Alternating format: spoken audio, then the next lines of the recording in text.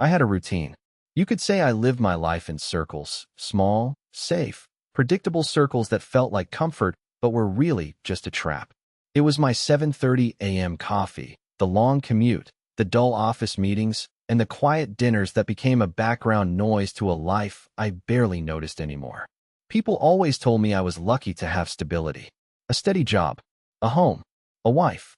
But I didn't feel lucky. I felt stagnant, like I was simply passing through life, not really living it. I didn't see it coming. Not the way everything changed. Not the way she changed. One night, I came home late after an exhausting day at work. It wasn't unusual. Meredith usually didn't mind if I was a little late. She was good like that, understanding of the chaos that came with being a project manager at a growing firm. I could always count on her to have dinner waiting, or at least a glass of wine ready. But this time was different. There was no warmth when I opened the door. No welcoming smile. No, "Hey, how was your day?"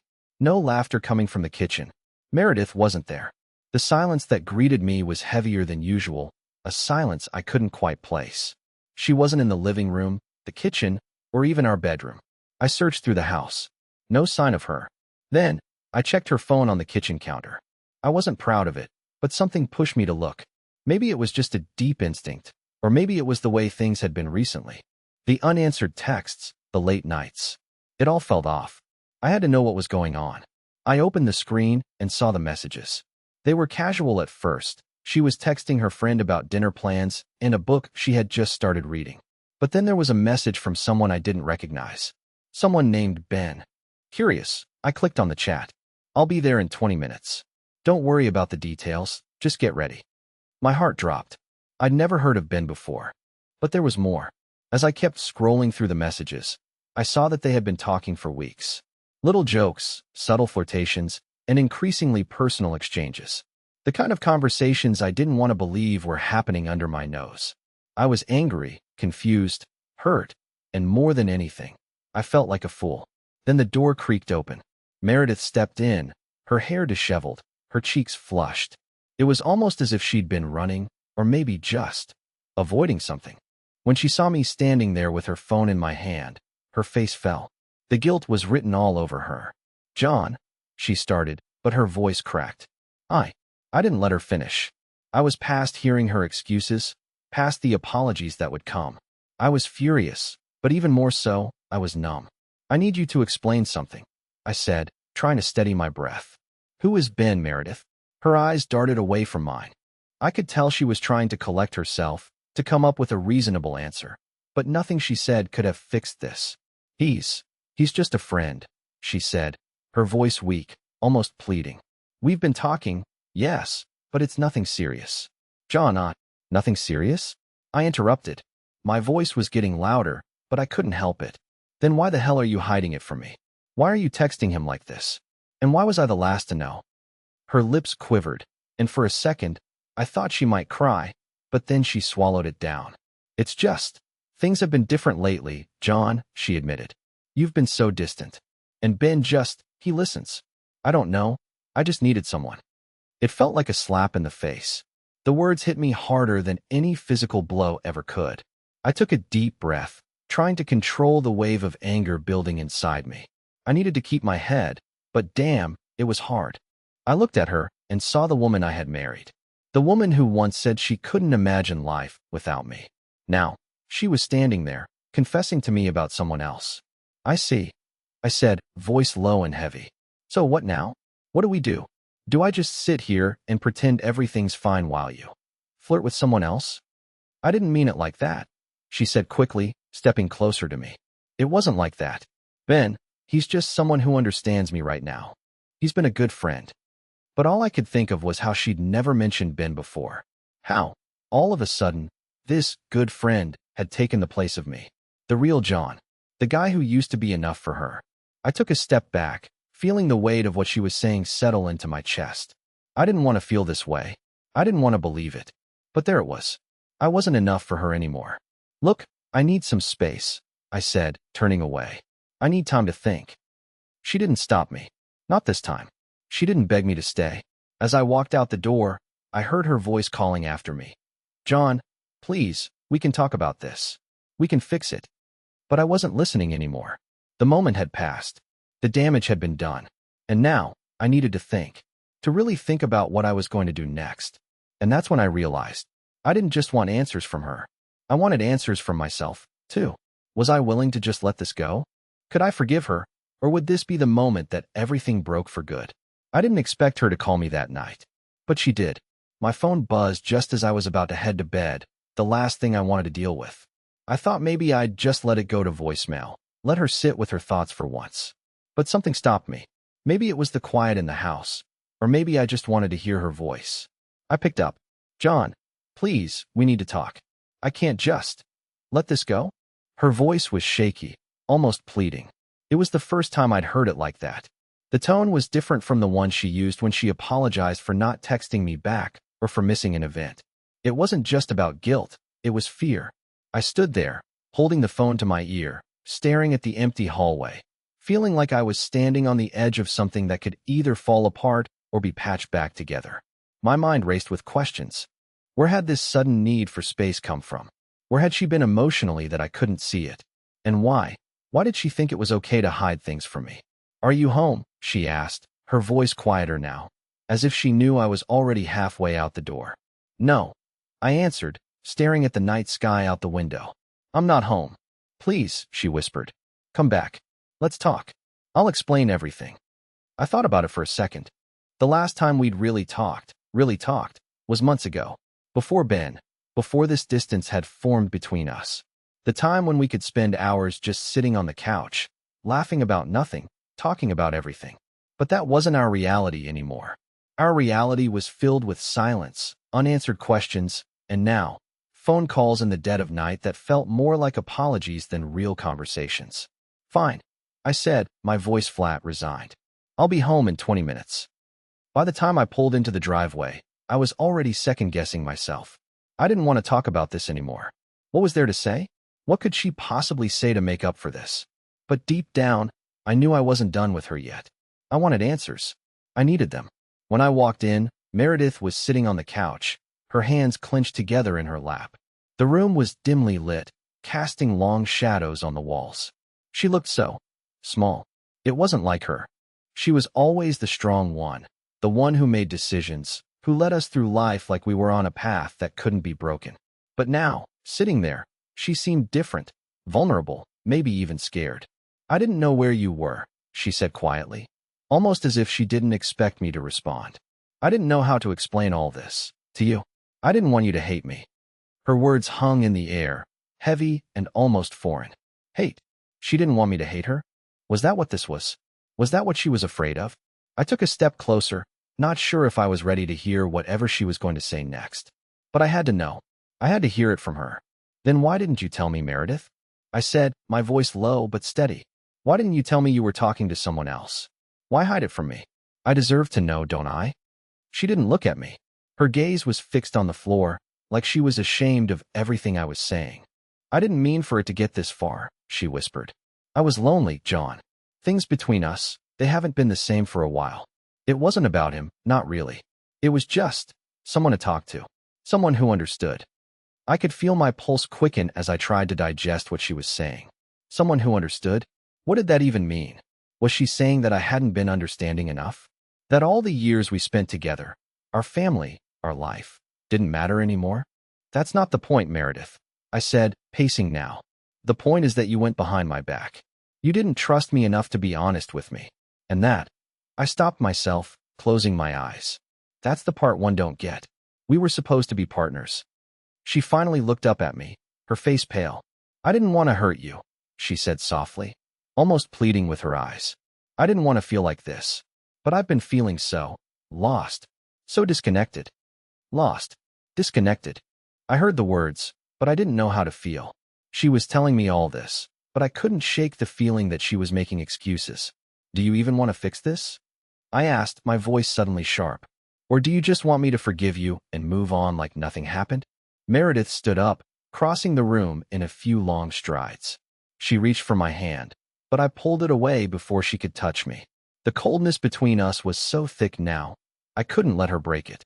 I want to fix it, she said, her voice steady, but there was a tremor in it that I didn't miss. I want to try to fix it, but I don't know how. I don't know what's left for us, John. Those words hit me harder than I expected. I hadn't realized how much I needed to hear her say that, hear her admit that she was just as lost as I was. But it didn't make things any easier. It didn't undo the hurt. I don't know either, I replied, looking at her for the first time tonight, really looking at her. But I do know one thing. If you walk back out and dance with him again, this conversation won't happen the same way later. The words felt final, as if they held all the weight of what I had been feeling, the frustration and betrayal wrapped up in that single sentence. She didn't respond immediately.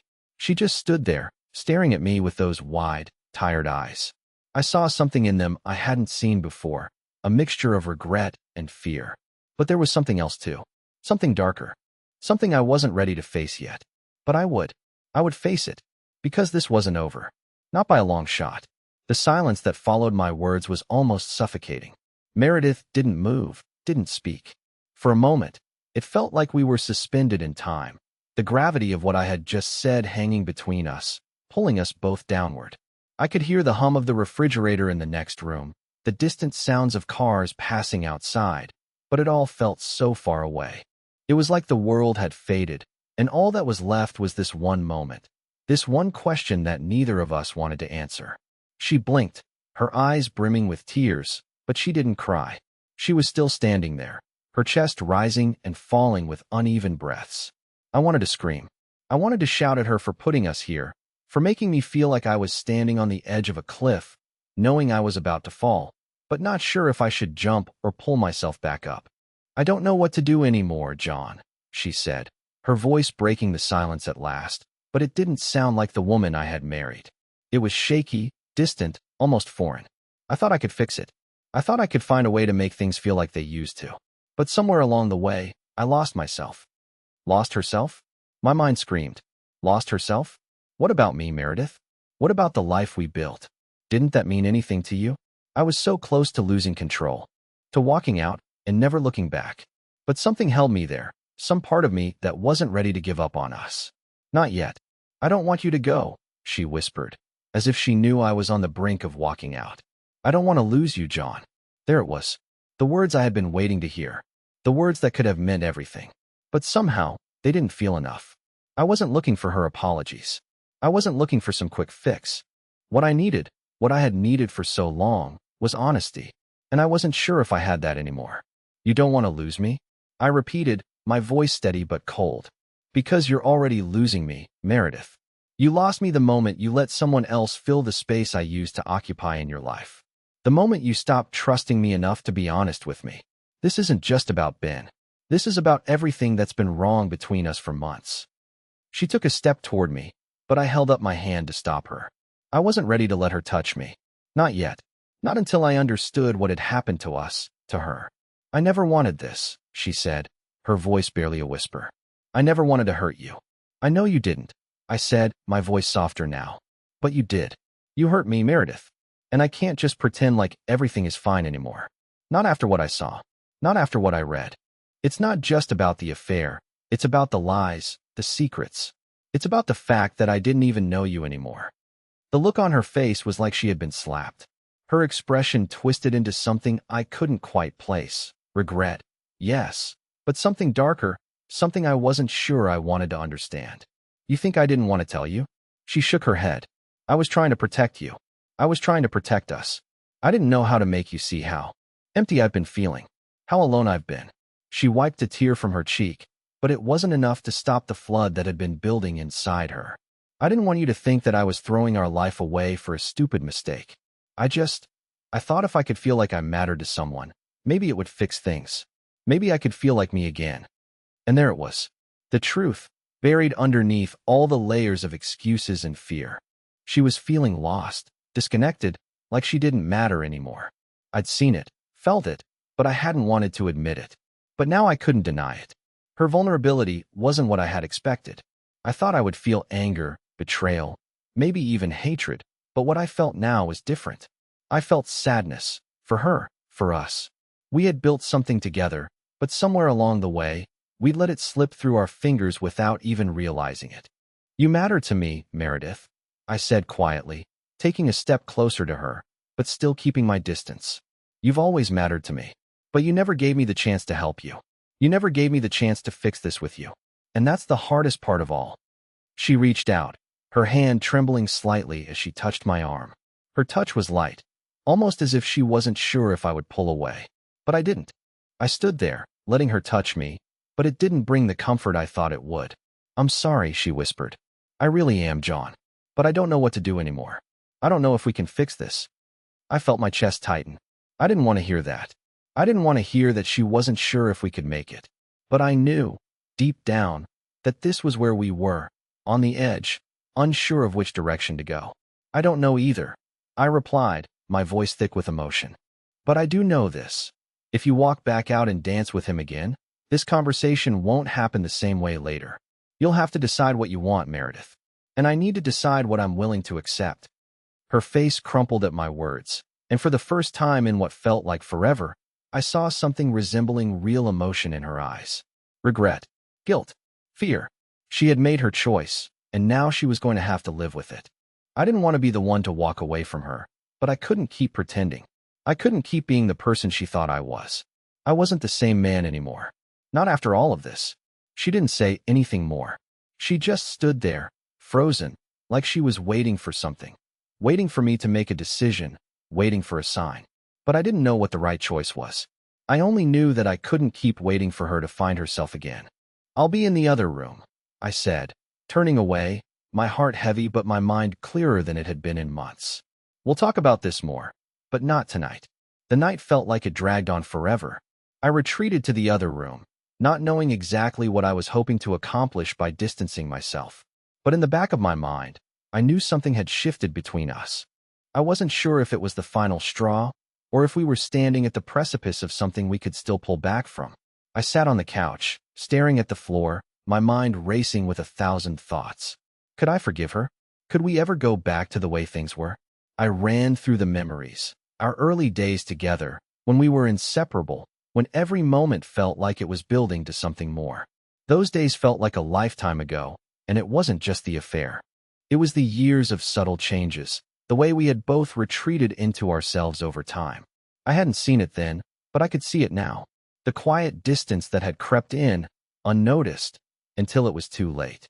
Meredith had finally come to find me after a few minutes of silence. The sound of her footsteps was softer this time, and when I looked up, she was standing in the doorway, her posture tentative, as though she wasn't sure if she was welcome. I'm not going to pretend like everything is okay, she said, her voice filled with uncertainty. I don't know how we got here, John. I don't even know how to fix it. I could feel the weight of her words hit me, but at the same time, I was numb to the impact. I had already felt this way for so long. I was used to the silence between us, used to the unspoken things that piled up in the corners of our relationship, gathering dust until they were too heavy to ignore. She stepped into the room and sat down next to me. Her body was angled toward mine, but there was a distance in the space between us that I could feel like a physical barrier. She reached out as if to touch my hand, but I pulled it away instinctively. I wasn't ready for that touch, not yet. Not after everything. I know you're angry, she continued, her voice low. I would be too, but I need you to understand. I never wanted to hurt you. I never meant for any of this to happen. I got caught up in it. It wasn't about him. It wasn't even about me anymore. It was about feeling alive, feeling like I mattered. Her words stung. The way she said it, like it was just an excuse, just a reason for the choices she made. It made me feel small. Like everything we had meant so little to her that she would risk it all for a fleeting moment of something else. You don't understand, John, she said, her voice cracking. I lost myself. I don't even know who I am anymore. I used to be confident, sure of everything. But somewhere along the way, I became invisible to myself and to you. And I didn't know how to get back to what we were. I thought, maybe if I could just talk to someone who didn't know me as well as you did, it would make me feel like I wasn't losing everything. I could feel my chest tightening as I listened to her. Was I angry? Yes, of course. But underneath that anger, there was something deeper, something that twisted inside me and made me question everything we had built. Was I really the one who had failed her, or had she just forgotten to tell me what was really going on? You're not invisible to me, I said, my voice sharper than I intended. But you've been invisible to yourself. And that's the real problem here, Meredith. You never came to me. You never told me you were struggling. Instead, you went behind my back and found someone else to fill the void you were feeling. You didn't trust me enough to share your fears, your insecurities. And now you expect me to just forgive you? She looked at me, her eyes filled with something I couldn't quite place. Was it regret? Or was it just fear of losing me? She wasn't the same woman I married, and I wasn't the same man either. I'm not asking for your forgiveness right now, she said, shaking her head. I don't even know if I deserve it. But I am asking for the chance to prove that I can change. That we can change. I know I messed up, John, but I don't want to lose us. Her words hit me, and I felt a brief flash of hope, a fleeting moment where I thought, maybe we could make this work. But then I reminded myself of everything that had happened, all the betrayals, all the things left unsaid. There was a part of me that wanted to believe her, wanted to believe that we could put the pieces back together. But another part of me knew that things weren't so simple. I wasn't sure if I could just forget about the way she had made me feel, the way I had felt so alone even when she was right next to me. I stood up, pacing the room as my thoughts raced. I don't know if I can trust you anymore, Meredith. I really don't. You've shattered everything we had. You say you don't want to lose us, but you already did, didn't you? You already let someone else in. And now, you want me to believe that you can fix this? That you can fix us? She was silent for a moment, and when she spoke again, her voice was quieter, more resigned. I didn't want to hurt you. I didn't want to lose you either. But I don't know how to make you see that I'm not the same person I was when we got married. I don't know if I can ever be that person again. The words stung. The raw honesty in her voice was something I hadn't expected, but it didn't make it any easier. The damage was done. I don't know if I can go back to that person either, I said softly. But that doesn't mean I'm ready to just walk away. I need time, Meredith. I need space to figure out what I want. Because right now, I'm not even sure if I know who I am anymore. There was a long pause, and for a moment, neither of us said anything. The silence between us was heavy, oppressive. It felt like the last bit of hope I had been holding on to had slipped away. She stood up then, slowly, as if she knew that whatever was going to happen next was something neither of us could control. I'm sorry, she whispered. For everything. I'll give you the time you need. But I don't want to lose you, John. I really don't. I nodded, but my mind was already a million miles away, lost in the questions that had no answers. I needed answers, though. I needed to know if we could survive this, if we could rebuild what had been broken, or if, in the end, I'd walk away and never look back. The days that followed were the longest of my life. It felt like we were living in a vacuum, each of us stuck in our own thoughts, trying to navigate a new reality that neither of us fully understood. Meredith tried to be patient, tried to give me the space I had asked for, but I could feel the tension hanging in the air between us. It was suffocating, like an invisible thread pulling us farther apart with every passing minute. I didn't want to be in the same house as her, yet I couldn't bring myself to leave. I felt trapped. I was angry, confused, and disappointed in ways I couldn't even put into words. I wanted to scream, to shout at her for everything she had done. But I couldn't, because a part of me still cared, still loved her. And that part of me was the part that was holding me back from making the decision I knew I should have made a long time ago. I spent most of my days at work, hiding from the uncomfortable truth that was waiting for me at home. At least there, I could focus. I could keep my mind busy with tasks that had no emotional weight attached. But even at work, there were moments when my thoughts would drift back to Meredith, to the look in her eyes when she said she didn't want to lose me. And I hated myself for it. I hated that I couldn't just walk away from everything that had happened, that I couldn't just let go of the woman I had spent so many years building a life with. One night, I came home to find the house quieter than usual. Meredith was in the kitchen, standing by the counter, chopping vegetables with an almost mechanical precision. She didn't turn when I walked in, didn't say anything, just continued her task as if we were strangers in the same room. I watched her for a moment, trying to read her.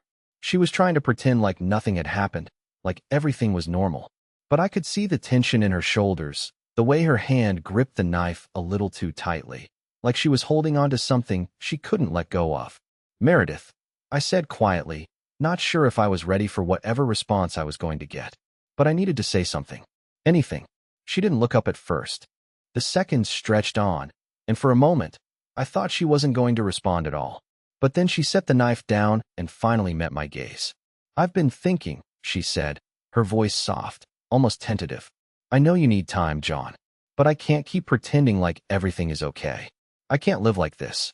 I can't live with the distance between us anymore. Her words cut deeper than I expected. It was one thing for me to acknowledge the distance between us, but hearing her say it out loud made it real, made it undeniable. I don't know what you want from me anymore, Meredith, I said, feeling the weight of everything pressing down on me. You say you're sorry, but then you go and do the exact thing I was afraid of. You hid things from me. You pushed me away without even realizing it. And now you want me to just forgive you? She stepped toward me, her face a mixture of frustration and desperation. I don't expect you to forgive me right away, John. I know I've messed up. I know I've hurt you in ways I can't take back. But I'm asking you for a chance. Not to forget everything, but to rebuild. To start over from where we are now. I felt a flicker of hope rise inside me. She wanted to fix things. She wanted us to try again. But how could I? How could I go back to the way things were when everything had been shattered? Do you even know how hard this is for me? I asked, my voice cracking. I'm not sure if I can do this, Meredith. I'm not sure if I can forgive you. She reached out, her hand brushing mine, but I pulled away before she could get too close. I wasn't ready for her touch. Not yet. I don't need you to forgive me right now, she said, her voice low and steady. But I need you to want to forgive me, to want to make this work. I'm not asking for miracles, John. I just want a chance.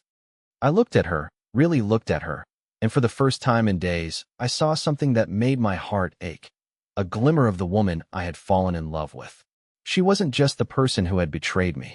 She was also the person who had been by my side through everything else. The woman who had shared my dreams, my fears, and my life. But was it enough? Was it enough to make me forget the lies, the secrets, the distance that had grown between us over time? I didn't have the answer. I didn't know what the future held for us, if we could ever go back to the way things were. But for the first time in a long while, I wasn't sure if that was even what I wanted anymore. I need time, I said finally, my voice hoarse. I can't make a decision like this right now. I don't even know if I can forgive you. But I need time to figure out if we can fix this. If I can fix this. She nodded slowly, her eyes filling with unshed tears. I understand, she whispered. I'm not asking you to make a decision right away. I just want you to know that I'm here, John. I'm here, and I'm ready to do whatever it takes. I couldn't bring myself to say anything else. There were no words left. No easy answers, no solutions. Just the silence between us, thick and heavy, as we stood there. Two people, broken and unsure, trying to figure out if the pieces could ever be put back together again. The next few days dragged by. I couldn't tell if I was drowning in my own thoughts, or if I was just completely numb to everything happening around me. Meredith gave me the space I had asked for, though it felt more like a chasm opening between us with every passing hour. She was there, physically, but I could tell she was holding back, unsure if she should push me or give me more time. The tension in the house was unbearable. I wasn't sure if I was waiting for her to make a move, or if I was waiting for the day when I would finally walk out of the door and never look back. I could see her trying. I could see her making an effort to rekindle the connection we had once had, but it wasn't enough. Not yet. It wasn't enough to erase the doubts that had crept into my mind, the lingering questions I couldn't shake off. Was I still the man she loved? Or had she just been holding on to something that wasn't there anymore? One night, I came home to find her sitting at the kitchen table, her head buried in her hands. The sight of her like that struck a chord deep within me. She had been trying to act like everything was fine, but this was the real Meredith, the one who was struggling. I knew then that this wasn't just about Ben. This wasn't about some affair. It was about everything. Everything we had stopped saying, stopped fighting for, stopped trying to fix. Meredith, I asked, my voice almost a whisper. I wasn't sure if I wanted to say more, or if I was just waiting for her to speak first. I was scared of the conversation, but at the same time, I knew we couldn't stay silent forever. She looked up slowly, her eyes red from crying, her face pale. She looked fragile, like she had just been through something she didn't know how to come out of. I didn't know what to say to her. I didn't know if it was too late for words, too late for apologies. I can't keep pretending everything's okay, John, she said softly. Her voice was hoarse, like she had been holding back for days. I can't keep waiting for things to just magically fix themselves. I'm scared, okay? I'm scared of what we've become. I'm scared that we've drifted so far apart that nothing we do will ever bring us back together. The honesty in her voice hit me like a wave. For the first time in weeks, it felt like she was finally letting me see the truth. The truth about her fears, her guilt, her confusion. I didn't know if I was ready to hear it, but I couldn't turn away. Not now. I'm scared too, I admitted, my voice barely above a whisper. Scared that I'm going to wake up one day and realize I don't even know who you are anymore. Scared that I'm not the man you need me to be. But more than anything, I'm scared that this is all we are now. Her eyes filled with tears again, but she didn't look away. She didn't turn from me. There was a vulnerability in her that I hadn't seen before. For so long, I had been the one who was afraid to admit how much I was hurt, how much I had been holding back. But now it was her. And somehow, I knew that if we didn't do something now, we would both lose ourselves forever. I don't know how we fix this, John, she said, her voice breaking. I don't know if I even know who I am anymore. I've lost myself in all the lies, all the pretending. I was just trying to hold on to something that felt real, something that made me feel like I was still me. Her words pierced me. She had been lost for so long, and I hadn't even seen it. I had been too caught up in my own feelings, my own pain, to notice that she was drowning right in front of me. I walked over to the table and sat down next to her. For the first time in days, I reached out, taking her hand in mine. It felt foreign at first, like I was touching a stranger. But when she squeezed my hand back, it was like something clicked between us. It wasn't a magic fix, it wasn't a resolution, but it was something. A glimmer of hope, maybe, something real. We have to stop running from each other, Meredith, I said quietly. We have to stop pretending like we can keep this up. We can't fix what's broken unless we're both willing to try. She nodded, wiping away the tears that had fallen, but her gaze was clear now. It was like she had made a decision in that moment. We had both been hiding from the truth, from each other, for so long. But maybe, just maybe, we were ready to face it. I want to try, she said softly. I don't know how, but I want to try. I don't want to lose you, John. I don't want to lose us. For the first time in a long while, I felt like I was hearing her, really hearing her. And in that moment, I realized something. Maybe we couldn't fix everything in one night. Maybe there wasn't some grand solution that would magically make things right. But we had a chance to rebuild, one step at a time. I want that too, I whispered. But I can't promise it will be easy. And I can't promise it will be quick. We have a lot of work to do, Meredith. But if you're willing to fight, so am I. She nodded, her eyes locking with mine. There was fear in her eyes, but also something else. Something that I hadn't seen in a long time. Hope. I'm willing to fight, she said, her voice steady. I'm willing to do whatever it takes. And for the first time in what felt like forever, I believed her.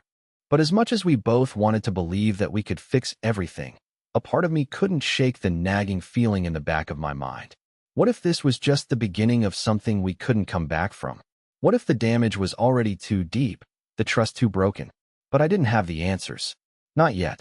All I had was this moment. And in that moment, I realized that maybe, just maybe, we were going to be okay. The days after our conversation were quieter. Not the kind of silence that felt empty and suffocating, but a different kind. A kind where you're both sitting in the same room. But the weight of everything between you is so heavy that neither of you can breathe. It wasn't that we hadn't spoken. It was that every word felt loaded, like we were both testing the waters, trying to figure out if we could still walk this path together. I could feel it in the way she moved around the house, in the way she looked at me. Tentative, like she wasn't sure how close she was allowed to get anymore. I knew she was waiting for me to say something more, to make a decision, but I didn't know how to make that leap. I was still stuck, still caught in the past, in the pain. It was like I was frozen in time, unable to move forward or backward. But then, one evening, something happened. It wasn't anything huge. There was no grand gesture or dramatic declaration of love. It was just a look, a small, fleeting moment. But it changed everything. Meredith was in the kitchen, chopping vegetables for dinner. She had always loved cooking, but in the last few months, it felt more like a chore than a passion. I could see it in the way she moved, in the way she was almost mechanically going through the motions. She wasn't here with me anymore, not in the way she used to be. She was somewhere else, somewhere I couldn't reach. I stood in the doorway, just watching her. She didn't notice me at first, and for a moment, I thought about turning around and walking out of the room. But something stopped me. I couldn't let it go. Meredith, I said, my voice soft but steady. She froze, her hand stilling on the knife as she turned to look at me. Her eyes widened slightly, but she didn't speak right away. I've been thinking, I continued, stepping further into the kitchen. About everything. About us. She set the knife down carefully, wiping her hands on a towel. John, I don't know if we're ready to talk about this again, she said, her voice hesitant, unsure. I don't know if we're ever going to be ready, I said, my throat tight. But I can't keep pretending. I can't keep acting like this is just going to fix itself if we ignore it long enough. I can't pretend that what happened hasn't changed us, hasn't changed me. She nodded slowly, her lips pressed together as if she was holding something back. I know, she whispered. I know it's changed everything. But I don't want to let it be the end of us, John. I just don't want to lose you. The words hung in the air, thick with emotion. For a second, I thought I might say something, that I might tell her I was ready to try again. But then the reality of everything hit me, and I felt the walls I had built around my heart start to rise again. I couldn't forget. Not yet. Not everything. I'm not sure how to get back to what we were, I said, my voice barely above a whisper. I don't even know if it's possible. She walked over to me then, standing only a few inches away. She reached out slowly, almost like she was afraid I would pull away. Her hand brushed mine, and for a moment, I felt that familiar warmth, that feeling that had once been so comforting. But it was different now. It wasn't the same. It wasn't enough. I don't know if it's possible either, she said softly. But I want to try. I want to rebuild. I know it's going to take time. I know it's going to be hard. But I'm asking you, John. I'm asking you to give me that chance. To give us that chance. Her words were a plea, a last-ditch effort to fix something that seemed irreparably broken. And for the first time in a long while, I realized that I didn't have all the answers. I didn't know what the right decision was. But I did know that I didn't want to lose her. Not completely. I don't want to lose you either, I said, my voice raw. But this, what we've been through, this isn't something you can just sweep under the rug. It's not something I can just forget. I'm not asking you to forget, she replied quickly. I'm asking you to trust me. To trust that I want to make things right. I don't know how to fix this, but I know I want to. And I'm willing to do whatever it takes. I just need you to be here. To try with me. I didn't know if I was ready for that. But I also didn't know if I was ready to walk away. I stood there, my mind racing, my heart heavy with confusion. This wasn't going to be easy. It wasn't going to be a quick fix. But I had to make a choice. We both did. We'll try, I said finally, the words feeling like they weighed a ton. But I can't promise you anything. Not yet. Meredith's face softened, a small, hopeful smile playing at the corners of her lips. That's all I'm asking for, she whispered. And just like that, a fragile thread of hope began to weave its way between us. It wasn't much, but it was enough for now. Enough to keep us tethered, to keep us from falling into the darkness. I knew we had a long road ahead of us. I knew there would be days when I would question if we made the right choice. But for the first time in a long time, I wasn't sure where the road would end. But I was willing to find out. Do you want to sit down and have dinner with me? Meredith asked, her voice almost shy. I smiled faintly, though the smile didn't quite reach my eyes. Yeah, let's eat. As we sat down at the table together, something had changed. We weren't fixed. Not by a long shot. But maybe, just maybe, we were taking the first step towards something new. Something different. And that was a start. But as I watched her quietly pick at her food, I couldn't shake the feeling that we were just one decision away from either healing or losing everything. It wasn't perfect. Nothing ever is. But as we sat there in the quiet of our kitchen, eating dinner, there was something that felt different. Something more real than the pretenses we'd both been hiding behind for so long. We weren't pretending to be fine anymore. We weren't acting like nothing had changed. We had both acknowledged the cracks, the mistakes, and the hurt. But for the first time in months, there was something else between us, something that wasn't just pain and guilt. There was hope, and that was all I needed. A little spark to light the way forward. The next few weeks weren't easy. There were moments when I questioned whether we could really fix this. There were nights when I lay awake, staring at the ceiling, wondering if this was just a temporary reprieve from the inevitable. But with each passing day, Meredith and I worked. Really worked. We didn't shy away from the tough conversations anymore. We didn't hide from the awkwardness or the discomfort. We faced it all, together. And slowly, we started to rebuild. Not who we were, but who we were becoming. It wasn't about going back to what we had before. It was about forging something new, something stronger, more honest. Meredith changed, too. She began to open up more. She talked about her fears, her regrets, the loneliness she had felt. And for the first time in years, I felt like I was truly listening to her. Not just hearing her, but really listening. And she listened to me in return. One evening, as we sat on the couch, watching a movie we had watched together 100 times, she turned to me and said, "I don't know how we got here, John. I don't know how we found our way back. But I'm glad we did." I smiled, and for the first time in what felt like forever, it was a real, unguarded smile. "Me too," I said, taking her hand in mine. "Me too." There were still moments of doubt, moments when the shadows of the past tried to creep in. But we faced them together. And that was the difference. We weren't perfect, but we were together. And that's what mattered. As time passed, the distance between us shrank. It wasn't about fixing everything all at once. It was about learning to be present with each other, about showing up every day, even when it was hard. And every day, I saw more of the woman I had fallen in love with. The woman who was strong, independent, and capable of so much more than I had realized. Eventually, we found our way back to each other, not the way we had been, but stronger and more connected. We rebuilt not just our relationship, but ourselves, together. And in the end, it was enough. Meredith didn't dance with him again, and neither of us ever had to say those words again. The silence between us became something new. Not the heavy silence of unspoken words and broken trust, but the quiet comfort of two people who had fought for their love and found their way back. And that was the beginning of something beautiful.